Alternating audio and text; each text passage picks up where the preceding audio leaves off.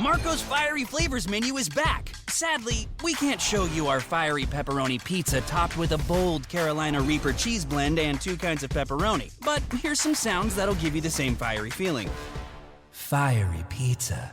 Fiery cheesy bread. Inferno bread. Sounds delicious, right?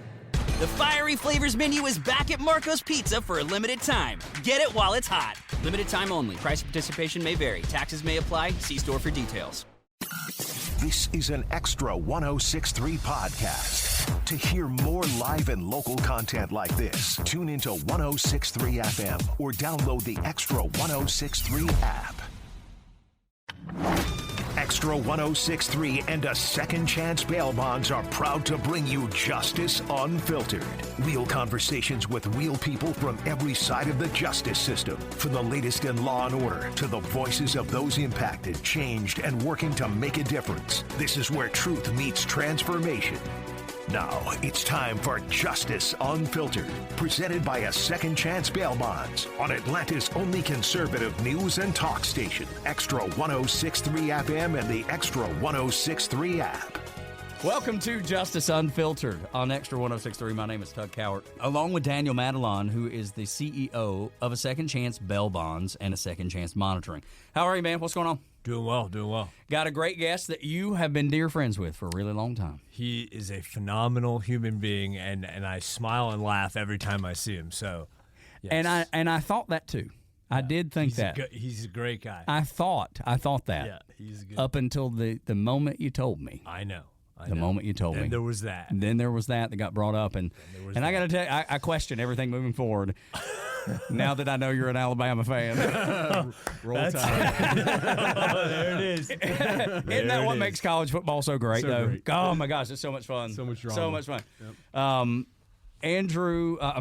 Attorney Scott Smith is the founder and principal of the W. Scott Smith PC firm in Atlanta. Been recognized as one of the best criminal defense attorneys in the state, has expertise in violent crimes and drug-related cases. Down-to-earth approach is how he handles everything, compassionate demeanor, and is applauded by his clients and peers alike. Incredible win record, like Alabama. Is able to win trial cases and consistent recommendation from satisfied clients to drive this meteoric growth in his firm called Peach State Lawyer. And you can go there to the website, peachstatelawyer.com, singular. Unless you're my mama, you put an S on it and everything. But it's peachstatelawyer.singular.com is the website. Has built a firm with 7 lawyers who have been recognized as some of the top trial lawyers in the entire Southeast, not just in Atlanta, Georgia. Man, how are you today, Scott? Man, I'm doing great. Appreciate that shout out. Thank you. Yeah, man. Yeah. It's good to be among somebody that's really, really good at what they do. Obviously, Daniel's really, really good at what he does too, and I try to be pretty good. I don't pull it off very often, but being able to be around people that are really good, it's encouraging to me. There's so much going on in this world. It seems like the world's gone crazy. I don't know if you've noticed. Yeah, for sure. I mean, if you pay attention to the news, you're like, what are we doing? The time. All the time. Every night. Yep. I've gotten to the point, Daniel, I don't know about you, but I've gotten to the point where I just don't turn on the news.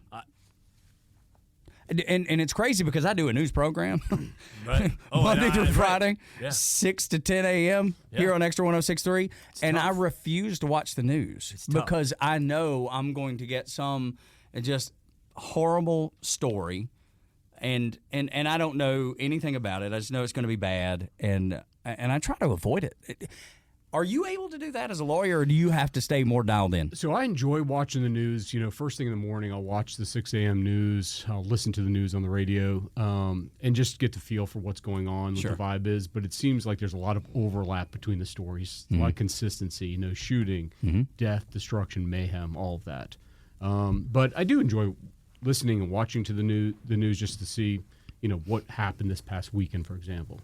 But for me, there's certainly a separation between what I do at the office versus what I do at home. But I'm certainly cognizant of the fact that crime exists and how it exists. I drive an EV car, and I always joke with people. I say, listen, you're not going to find me at a gas station in the middle of the night, getting robbed because I'm plugging my car in, right? That's right.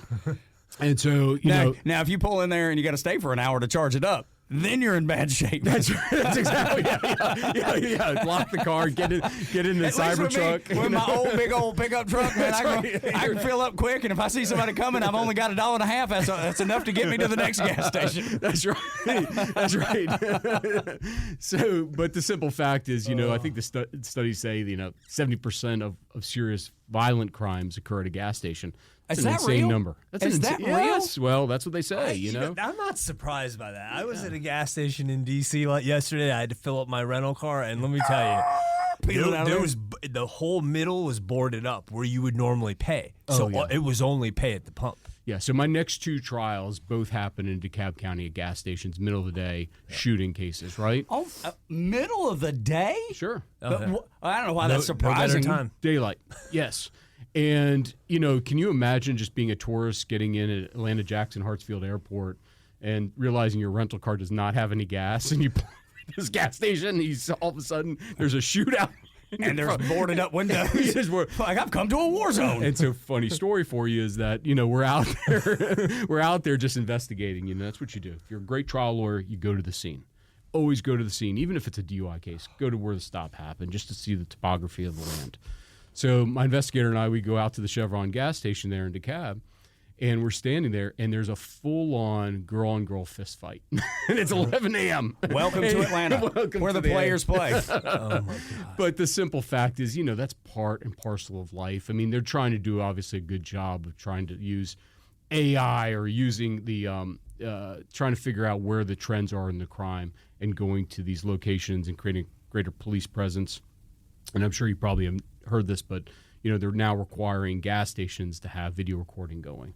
Makes sense. Makes sense, and it makes sense. But that's part and parcel of where we're at, and that's why I drive an EV. Yeah, get out there quick, because those things are like 0 to 60. That's like Corvette speed. You actually have me reconsidering right now. Actually, and I had never considered, but I am now. Maybe today. After that. And this podcast is sponsored by Elon Musk and Tesla, or Hyundai's new Iconic, or whatever it's called. I never thought about it that way, but now I am. I will tell you, the Rivian does look nice. Great. They look it is. nice. Yeah, no, They look yeah, nice. I've seen them. Yeah, they look nice. really good. Yeah, There's not been one that stood out to me that I'm like, I haven't ridden in one. Oh, nor have I. I haven't been inside they one, look good. but I've seen them. Man, They look really they cool. just came out with the new Scouts. I saw Dude, I saw it. Those, dude, it's like the old the Scout SUVs. Yes. Yeah. They are. Yeah, I've seen those. As yeah. much as I like the Bronco, the Scout's like times a million. Let's go. Dude, that thing is awesome. I agree. So awesome. So you bring up AI. Yeah. AI is influencing everything. Everything. Maybe it makes us dumber. I don't know. But there is that part of AI that is, and Daniel brought it up with the doctors being able to use AI to scan things that they, that would take an average person 1,000,000 years to do, and they do it in an instant. Now there's the drawback. Do you lose some of your fastball because you're relying on technology to do it for? There's all kinds of great conversations that can be had about that. But the AI that worries me are those because I love dogs. But the artificial dog with the AI dog with the machine gun on his back. Have you seen that thing? Oh yeah, for sure. That's terrifying. Yep. I don't know if I'm quite ready. I don't know if I'm quite ready for the dog with the machine gun on his back. Yeah, right. And I mean that's where AI seems like it could go wrong. Where does it go right in your field? It goes right on having the ability to transcribe video, audio recordings very quickly, like instantaneously, right? Has the ability to search through video at this juncture, where you can ask it to follow a person on the video and you have hours upon hours of video. But you also have the ability to have like a second eye on the case in sense of you can literally plug in your entire case file and say, let's talk about my defenses. What do you think about this? And it will give you feedback on that. I read every single case that comes out of the Supreme Court and the Court of Appeals, every single one. And if there's a lawyer listening to this, that's where I would start, right? That's just raw, basic knowledge, and you always learn something from reading the Court of Appeals or Supreme Court opinion. Even if you knew it, it reinforces what you knew. But it has the ability to take all these opinions and then synthesize them into one discussion. And you could literally drive around in your car, and you can listen to these opinions or somebody discussing these opinions. And so I think not only does it give you raw knowledge and not only backs you up and confirms some of the things or it might even jogs something in your mind that says, "Oh, I didn't think about that." I think that's where lawyers are going. That's where the law is going. Certainly if you talk about a contracts lawyer or you talk about a wills lawyer, they're not going to exist in 5 years, right? In my estimation, in the sense that, you'll still have complex issues that probably need to be sorted out, but plug in and say, here's who I am, here's my family. And they already have this to where you spit out a will for me. The same goes for divorce, probably. That's where we're headed. But as far as criminal defense goes, you always have a need for a trial lawyer, always somebody to stand up in front of the court. But I think it also gives you some comfort in just having somebody feeding back information that is easier to disseminate, and it's quick. And in most cases, it's pretty accurate. Now, would I have it write my own briefs? Absolutely not. Would I have it do legal research? Absolutely not. I mean, there's too many flaws in the system right now. A lot of businesses are pulling back a little bit because of the errors that you're talking about. I read an article in Business Insider that talked about that exact thing, where companies have relied so heavily on AI so quick. They're like, wow, maybe we went out over our skis a little bit and we're having to dial it back in. Have you seen any of that? I agree. That's been my experience too. Okay. It's just, look, yes, is it going? We're going there. Yeah, absolutely. And I think if you don't get on board, I think you're probably going to be doing yourself an injustice. But we'll see. And or the people we'll find that out later have on, hired you doing them an injustice, which ultimately hurts you. Yeah, but it's not. I agree with Scott. It's just not. I'm still we're still doing our own stuff. Yeah, for sure. Which we have to. That's the smart way to do it. So but it's a good tool. Augmenting it, it's not a good taking tool, it over. But you got to teach it. That's the thing. You got to teach it. So here's where I think it's becoming interesting, and we're seeing this already in Fulton County, is that judges are being given information, right, on a person, for example, that's up for bond. And they're plugging in information to tell your likeliness of appearing in court when directed to do so. So you're taking out the judge's, discretion and his opinion as to whether or not you're likely to appear by just staring at you and saying, "Oh, that looks like a good candidate," versus plugging in all the information. Have you had a criminal case? How old are you? What do you do for work? Your ties to the community, as Daniel and I know really well. Which then it takes it so it's like a robot arrests you. Robot takes you to jail. You don't need the bonds. You don't need the court. You don't need. You don't need. I don't know. We can take this thing as far as, you can go all the way down the line with it, right? Well, we'll stop here. We'll pause just for a second for a break, because I want to come back and talk to you about the role of the criminal defense system. But also, do you have to be an expert in AI? Because you talked about teaching it, Daniel, and you talked about using it. Are you the expert? Do you have to hire an expert for the office? What is the most logical and most sensible way of proceeding in this world of AI that we're not escaping? That is next here on Extra 106.3 and Justice Unfiltered.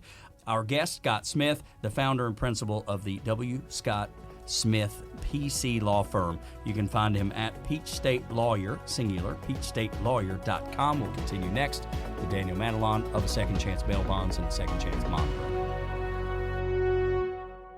Marco's Fiery Flavors menu is back. Sadly, we can't show you our fiery pepperoni pizza topped with a bold Carolina Reaper cheese blend and 2 kinds of pepperoni. But here's some sounds that'll give you the same fiery feeling. Fiery pizza. Fiery cheesy bread. Inferno bread. Sounds delicious, right? The Fiery Flavors menu is back at Marco's Pizza for a limited time. Get it while it's hot. Limited time only. Price of participation may vary. Taxes may apply. See store for details. This is Justice Unfiltered, presented by A Second Chance Bail Bonds on Extra 106.3 FM and the Extra app. Welcome back to Justice Unfiltered with Daniel Matalon of A Second Chance Bail Bonds and A Second Chance Monitoring. My name is Tug Coward, along with attorney W. Scott Smith. That's the fancy way of saying your name, man. That's right. Woodrow is the given name, so I go by Scott. But I like it, though. Yeah. If I walked into your office and it's W. Scott Smith, I'm like, this guy's got it together. This guy's a lawyer. It sounds like a lawyer to me. Well, the funny thing is there's a Judge Scott Smith here, and he has a first initial as well, and he's up there in Bartow. Okay. And every once in a while, I'll get somebody to call looking for him. And, obviously I need to tell them, I'm not the judge. I'm the attorney. Yeah. But, yeah, there's a lot of us. You throw a rock and hit a Scott Smith. Yeah, it's a common name like that, but not a W. Scott Smith. No, that's right. That's the way you differentiate yourself. Well, that and obviously, building a firm that you have here in town that is second to none. PeachStateLawyer.com, singular, PeachStateLawyer.com. And if you're on social media, which at this point, who isn't, other than my wife, she's not on any social media, you can find him on Instagram at Peach State Lawyer, same as the website. So easy to find and easy to catch up with. So let's talk about, because we were talking about in that last segment, AI. Let's talk about how you use it. I mean, you've explained a little bit, but did you have to become the expert, or have you hired a person that is an expert in AI? Because it seems like you would need, that seems like it would be an additional job. Yeah, I appreciate that. I mean, so I did learn on my own.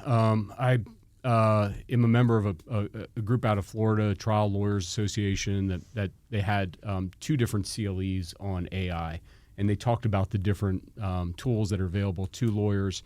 And so I started just downloading them and plugging them in. Notebook LM, which everybody's probably heard of at this point, but basically, it creates an audio podcast of your material and your written material. So you plug it all in, and then it gives it back to you.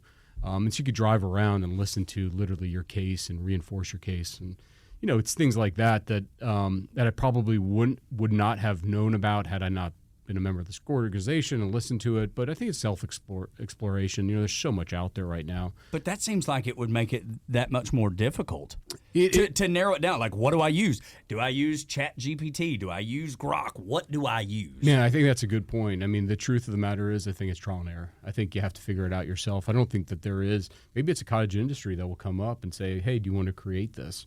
But, now they have literally AI answering the phone call, and they're interacting with you. Worst. And it's the worst. My doctor's office does it. I agree. My doctor's office does it. Person. No, Yeah, but exactly. it's so slow. I mean, it's like a tick off, and it's like you're like, that's the worst. Brother, you gotta get there. Zero.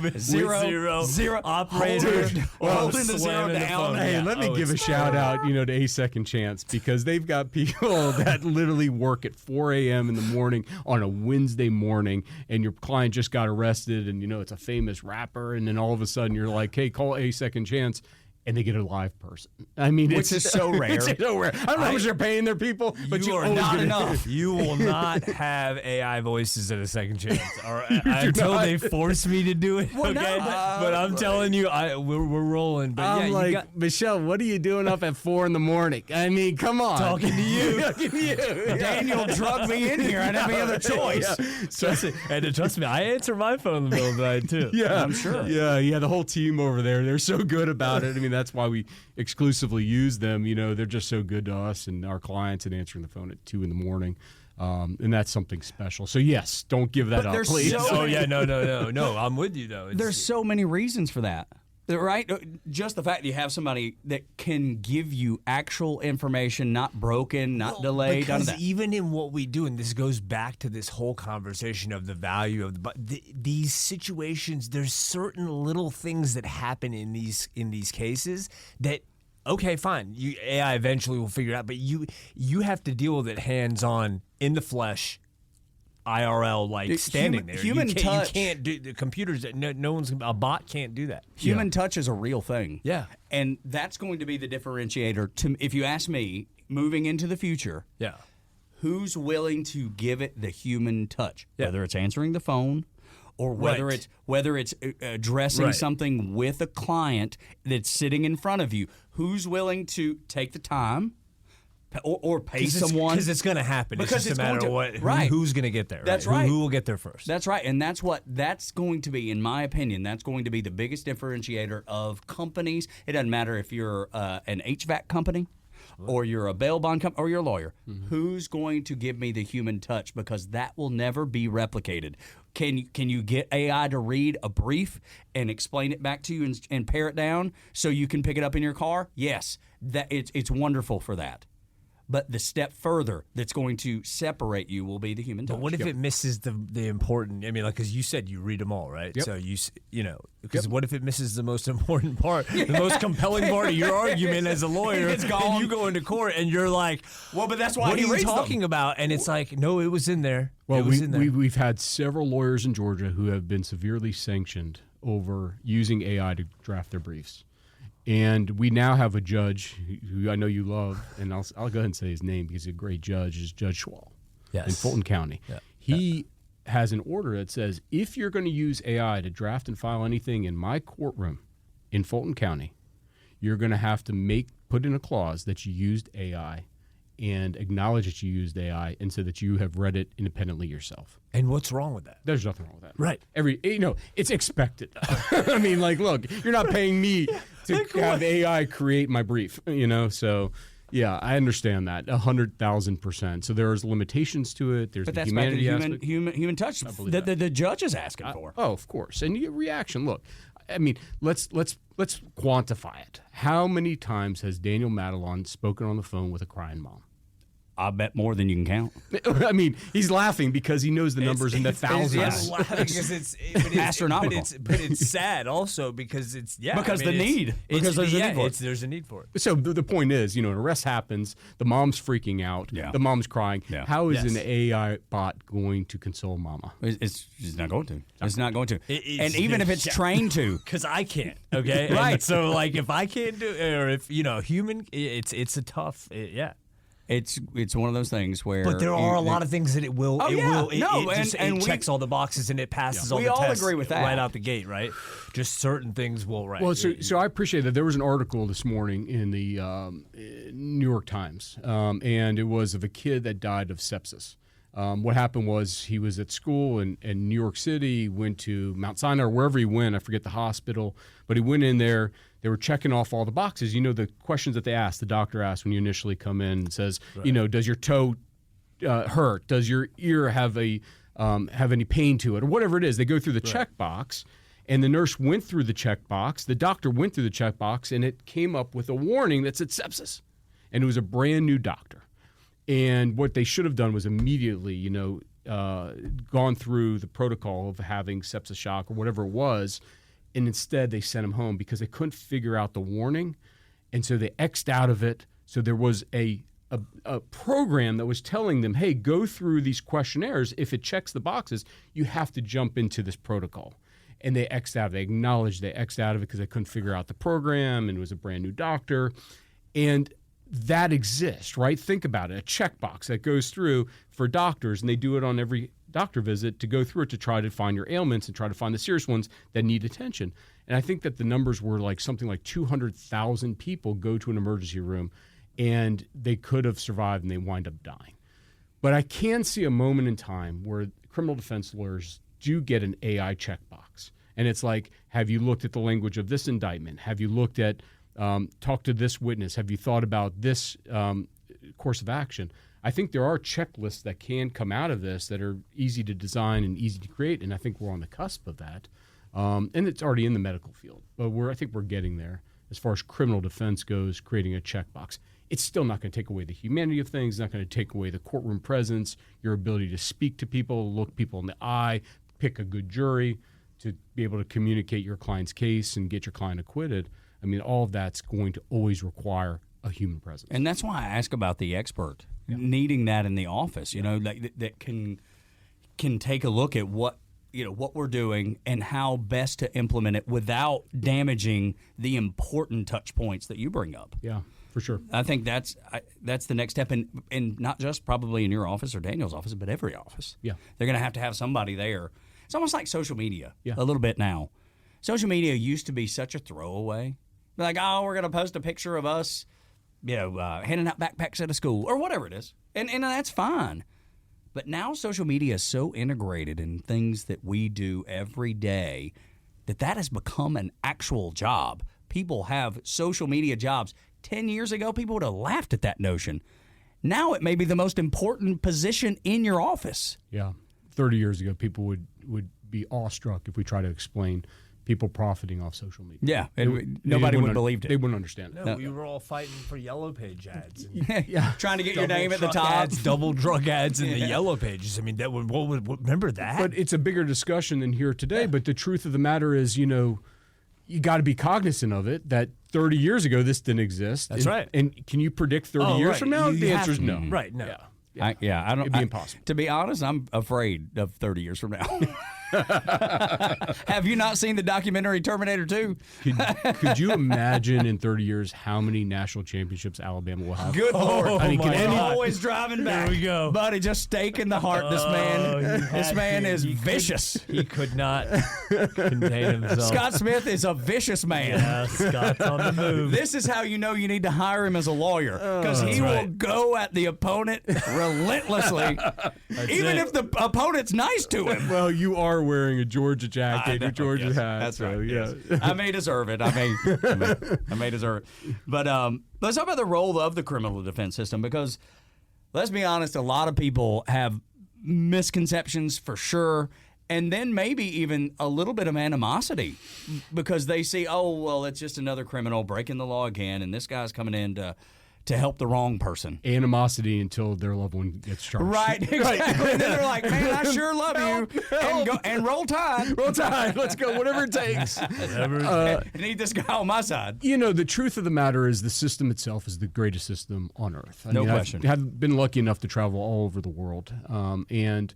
we are unique in the sense we do have the jury system for criminal cases, and it's a wonderful thing. The jury almost always gets it right in my estimation. And when it comes to criminal defense, what keeps me up at night is the thought and idea of being that one guy that truly didn't do it, and you're sitting in Telfair State Prison. Could you imagine?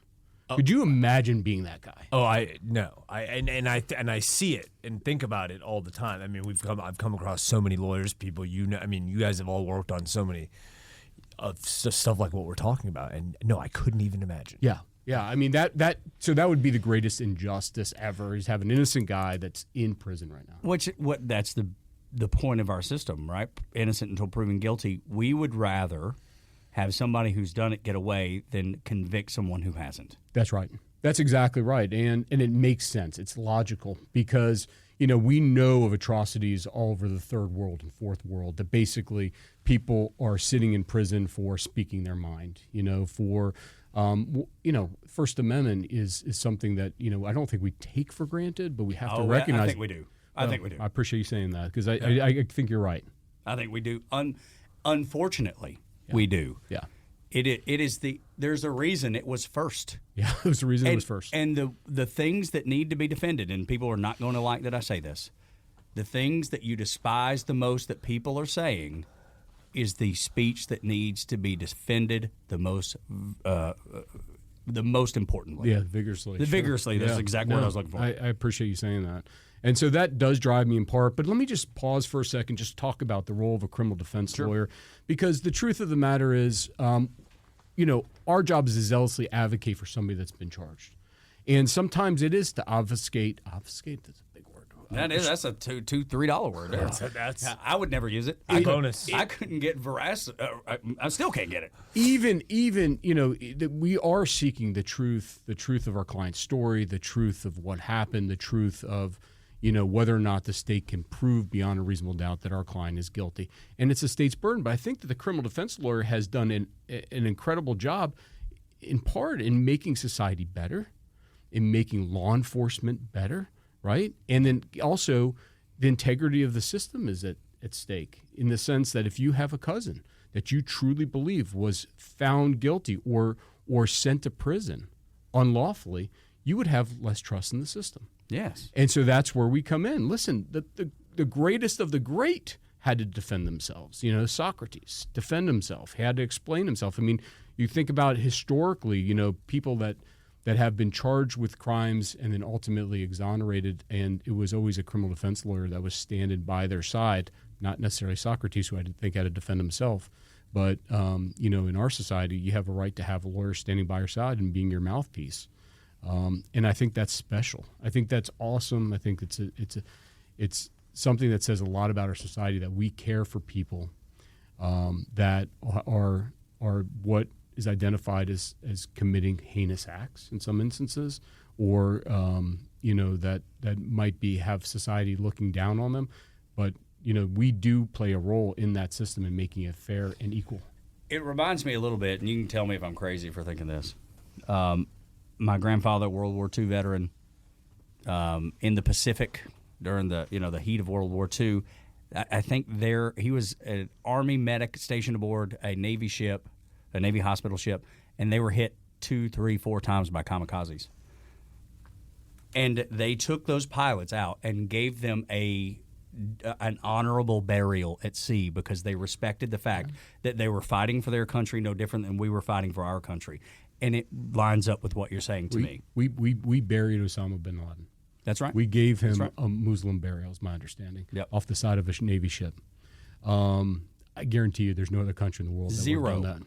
As a guy that served in the Navy, there are 0 other countries that would do that, in my estimation, that I served with anyway. Yeah, hats off to America. The truth of the matter is I love this country. There's nothing in this world like traveling and going to other countries, and the reason why, when you get home and you walk into Jackson Hartsfield and you smell the hot dogs and you smell the pizza and you just want to get down and kiss the ground. Yeah. I love this country. This country has given me everything.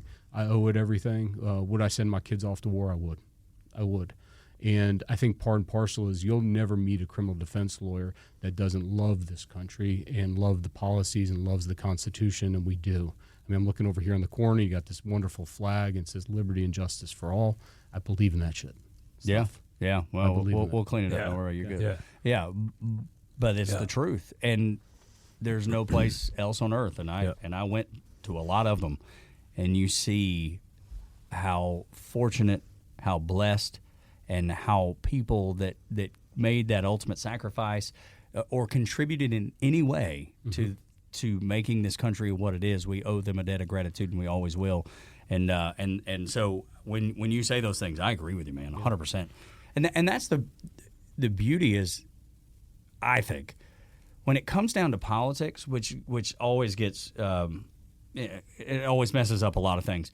If we can agree that the First Amendment is not, there's not anything that is more important than that, we can figure out the rest.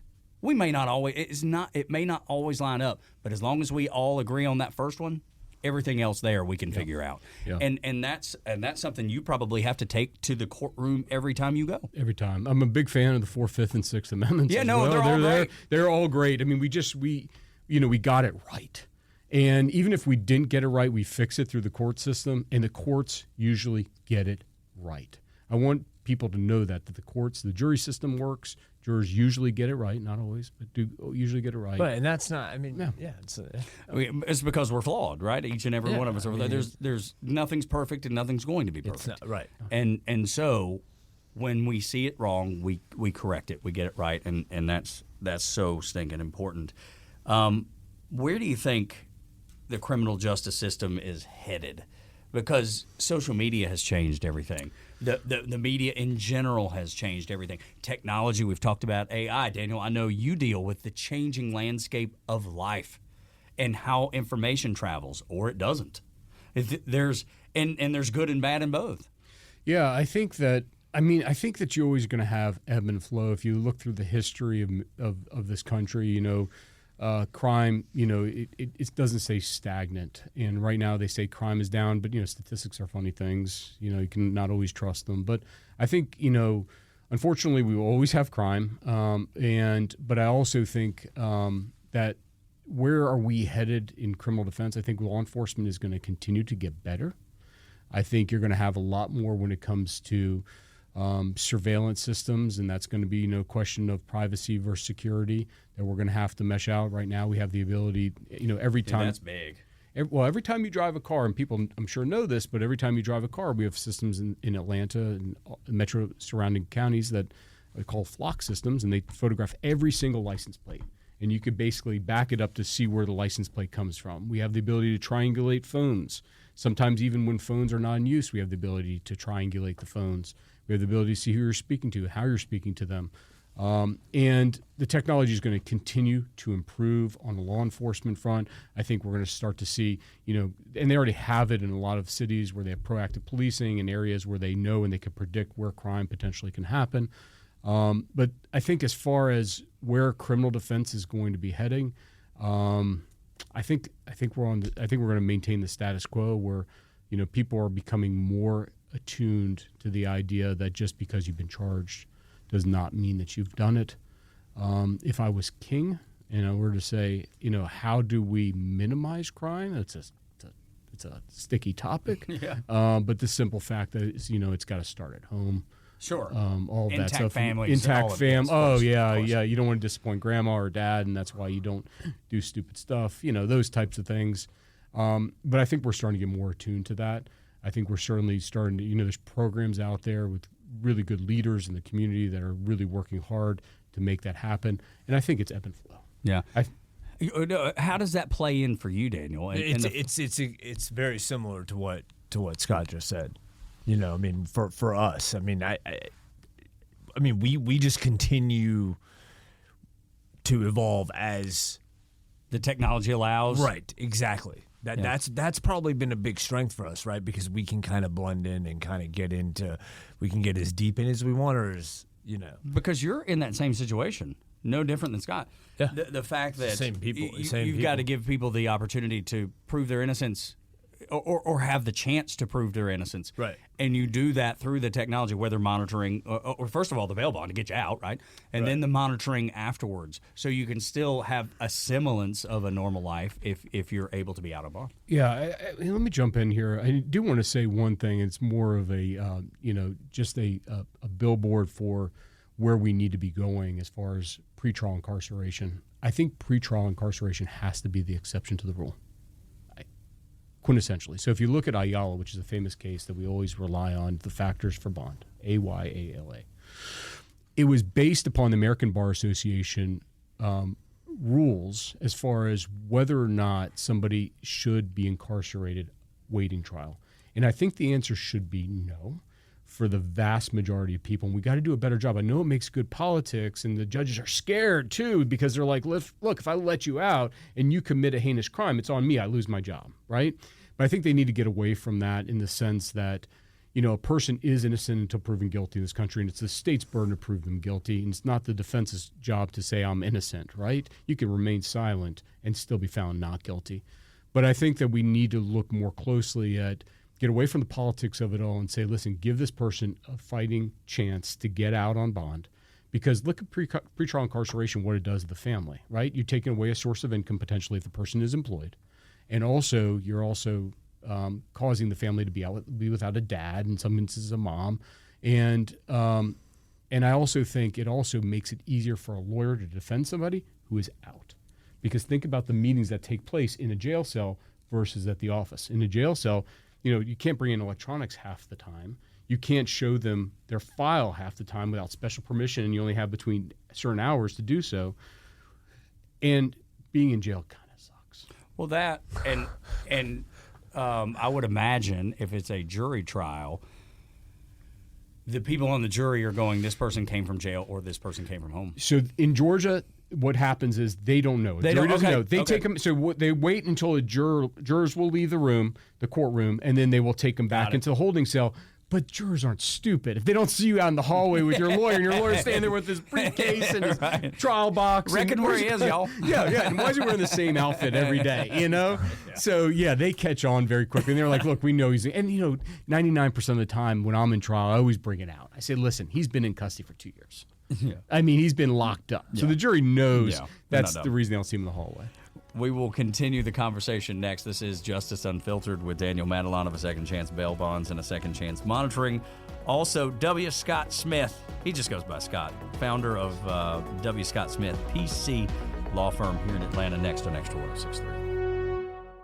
Marco's Fiery Flavors menu is back. Sadly, we can't show you our fiery pepperoni pizza topped with a bold Carolina Reaper cheese blend and 2 kinds of pepperoni. But here's some sounds that'll give you the same fiery feeling. Fiery pizza. Fiery cheesy bread. Inferno bread. Sounds delicious, right? The Fiery Flavors menu is back at Marco's Pizza for a limited time. Get it while it's hot. Limited time only. Price of participation may vary. Taxes may apply. See store for details. Now back to Justice Unfiltered, presented by a Second Chance Bail Bonds on Extra 106.3 FM and the Extra app. Welcome back to Justice Unfiltered on Extra 106.3. My name is Tug Coward, along with Daniel Matalon. He is the CEO of a Second Chance Bail Bonds and a Second Chance Monitoring. Scott Smith, founder and principal of W. Scott Smith PC law firm here in Atlanta, is our guest today. And, man, we've talked about so many things where the criminal defense system is headed. We've talked about AI and the impacts of AI and in that field, in Daniel's field at a Second Chance. But that leads me to the question, why do you use Daniel and his team at a Second Chance, Scott? Yeah, professionalism. I mean, it comes down to professionalism. I mean, look, there's nothing that they give us in our firm, right, as far as referring them cases. But the simple fact is, we know it's going to get done. And it just gets done in a professional manner, and they track our clients from the inception. So if I have a client that comes in that knows he has a warrant, my obligation, I have to tell him to turn himself in. So he is going to do so, but on the way to the jail, he's going to stop at one of their locations. And, they have locations all over now, Clayton, DeKalb, Cobb, Fulton, everywhere. And so I send them there. They stop in. They can actually fill out the paperwork themselves. And I say to the client, look, you can pay a cash bond. Wealthy client, you could pay a cash bond. I say, don't do it. You want to have somebody monitoring your release. And I just don't have the bandwidth to do that, especially at 2, 3 o'clock in the morning. And so they're always, they have those relationships built up to where they can ensure that you're expedited in getting out and you get out in an expedited manner. And that's what we need. So we need the process to go smoothly. Never has not. And so we've known each other for 19 years now. That's a long time. And it gets done. And that's what we needed. That's what we need out, especially, out of the clients that have never been through the process before. Yeah. How do you make sure that works just like that? Because it seems like because I think about it, if I was in the situation, sure, yeah. What is the best version of this look like? So let's how do go. I help me the best? How do I help myself the best? Yeah, right. Sure. Well, I mean, because you never know. I hope not, but you never know. That's so obvious. Like that makes sense to me. But getting it done is a different story than, hey, this is what I want. Oh yeah, well, getting it done started for me probably 10 years ago when the real relationship started to develop. I mean, some of these relationships like Scott, 19 years, and I love Scott. Scott Smith is a phenomenal lawyer, so I'm going to give him his shout out, and just a phenomenal human being, and has been a great friend, colleague, advisor, just someone to bounce. He's been just a great person, and I don't have to see him all the time. I don't see him all the time, actually. That's true. Well, you're both very busy. But when I do see him, you pick back up right where you left off, and so. Yeah, so just a great person. So. No, it makes perfect sense to me why you work together and how that has developed over the years.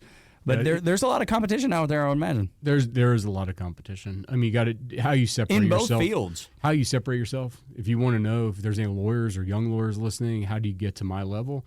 The answer is simple: be nice to people. Yeah. Be good to people. Yeah. Treat them like gold. Yeah. That's if there's one. The golden rule. I mean, I should write a book. It should be called "Treat People Like Gold," and it'd be 1 page long. Yeah. Treat people like gold. Yeah, right. And I can sell millions of copies. It's true, though. Yeah. It's true. Yeah. It's and I've never seen that not work. I mean, I haven't. If you treat people good, they are more inclined sometimes to treat you're you well. left with no choice. But, right, of course. But I mean, yes. Well, it's like raising kids. That's like it's like yeah.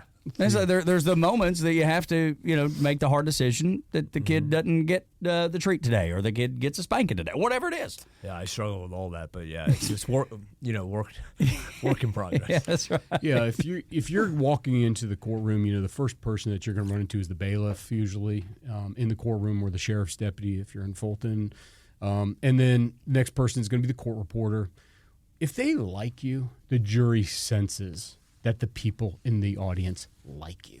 And when you're making your argument, or you got the officer on cross and you make a good point and they're nodding and smiling, the jury's nodding and smiling with them. And then now all of a sudden they want to invite you to their picnic after the trial, or they want to invite you to their kid's birthday party. Yeah. And that's the kind of connection that you want, and how to get the connection is you be nice. Well, but here's the thing, though, Scott.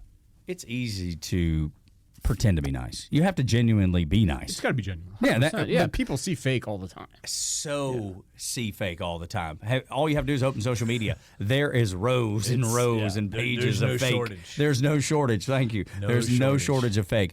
All you have to do is be kind, and that's a choice. That's a choice you make. I would imagine at your office, everybody is probably minding their P's and Q's. They're being kind to the people that come in. I tell everybody, there's no right way to do any of it. You pick your path.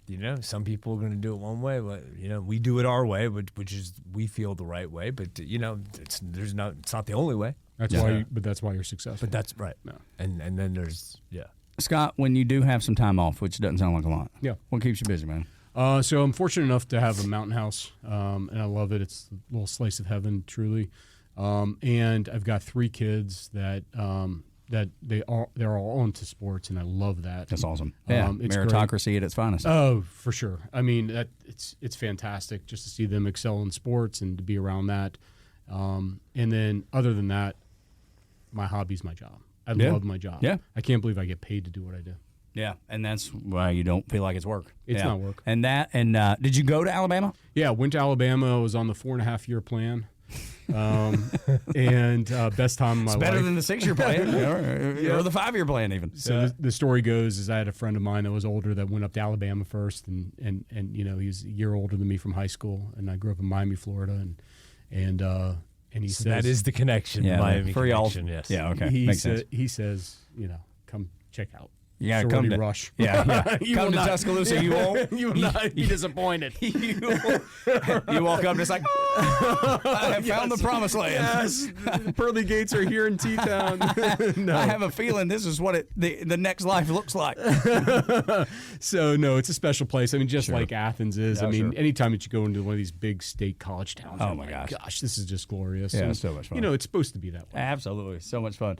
One day we'll figure out as a Georgia fan. One day we'll figure out how to beat y'all. Oh, stop it! You have beat us once. Oh yeah, exactly. Once. that record is that's flimsy, man. It's a flimsy record. I swear, as much as as great as I think Kirby is, man, he sees that Alabama A and just I don't know what it is, like Kryptonite Superman. He acts different. He does. Know. He makes different decisions. I thought that was going to change. If I'm being completely honest, I thought it was going to change when Nick left. Yeah. When Saban left. Yeah. It hasn't. It hasn't. Mm-mm. It's like the ghost in the corner. It's the ghost in the corner, and the truth of the matter is he is the greatest active serving coach right now, I believe. But you just see it in his decision plays and his calling. It's in the psyche, man. It's in the psyche. Yeah, there you go. Scott, thank you so much for pleasure. taking the time to come in, man. Pleasure, man. It's Thank such a fun conversation, Daniel. Yes. Of course, thanks for allowing us to sit down here on Extra 106.3 with Scott, and for Daniel, I'm Tug. This is an Extra 106.3 podcast. To hear more live and local content like this, tune into 106.3 FM or download the Extra 106.3 app. Marco's Fiery Flavors menu is back. Sadly, we can't show you our fiery pepperoni pizza topped with a bold Carolina Reaper cheese blend and 2 kinds of pepperoni. But here's some sounds that'll give you the same fiery feeling. Fiery pizza. Fiery cheesy bread. Inferno bread. Sounds delicious, right? The Fiery Flavors menu is back at Marco's Pizza for a limited time. Get it while it's hot. Limited time only. Price of participation may vary. Taxes may apply. See store for details.